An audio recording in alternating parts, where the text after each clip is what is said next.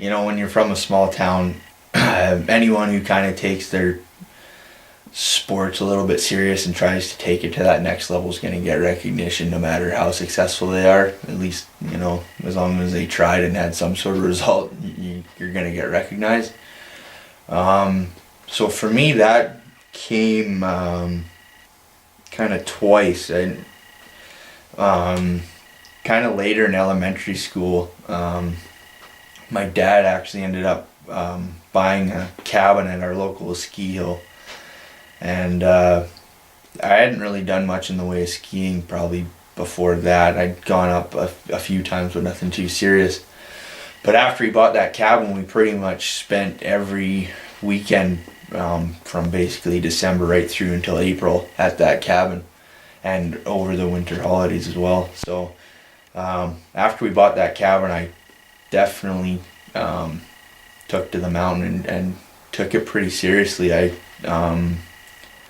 started skiing, and I did that for the first year and a half that we owned the cabin. But as a kid, I was always someone that didn't really care what people my own age were doing.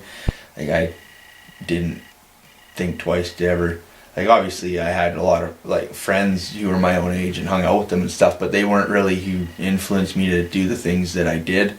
It was, I always looked to the older guys and always kind of wanted to know what they were doing, and kind of did everything I could to get recognized by them, because growing up again in such an isolated small community, you definitely recognize and have a lot more exposure to those older kids, just because you go to a school that has 60 kids in it from kindergarten to grade 7. When you're in grade 3, you're going to know who the grade 7s are and going to have a lot more, I think, experience with them.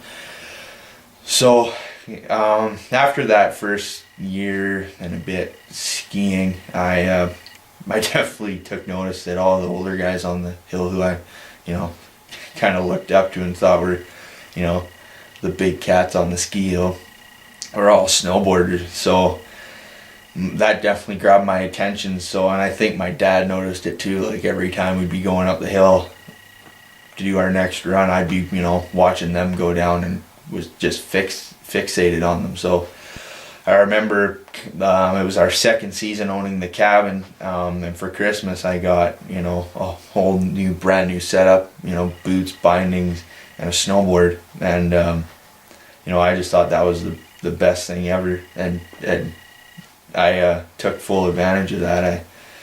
I remember we did Christmas up at our local ski hill that year, so it was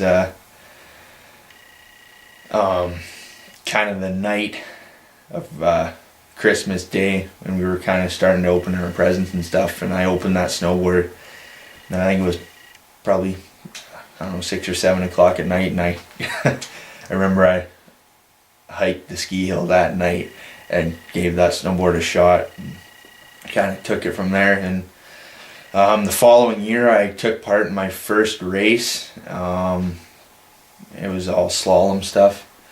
I ended up winning that, and then kind of took it from there. I think I competed in probably 4 or 5 races that year and won them all.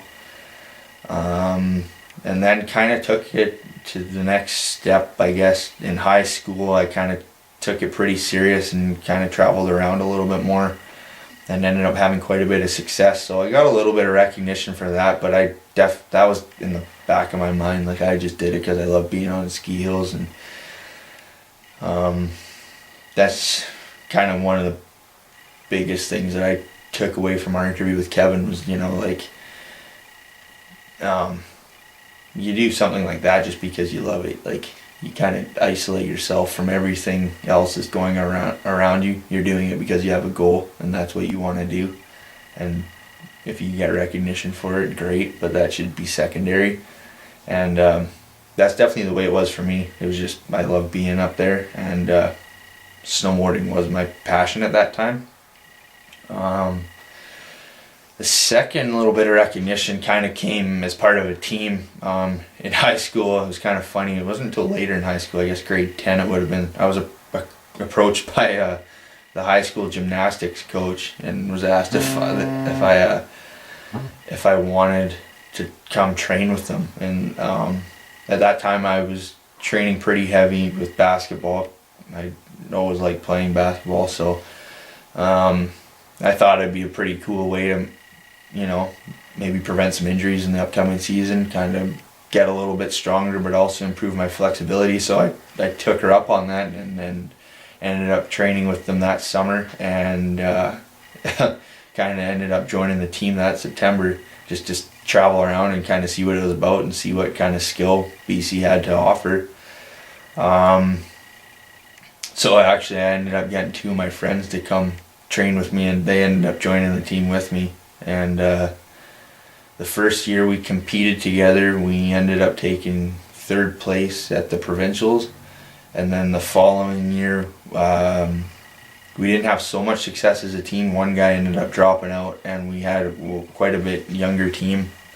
So we didn't have so much team success, but we had a lot more individual success. Each of us took 3 first place ribbons in different events, so that was pretty cool. We got a little bit of recognition for that as well, but in the local paper and anything like that, but that's read by probably a grand total of 50 people, so it wasn't anything too big.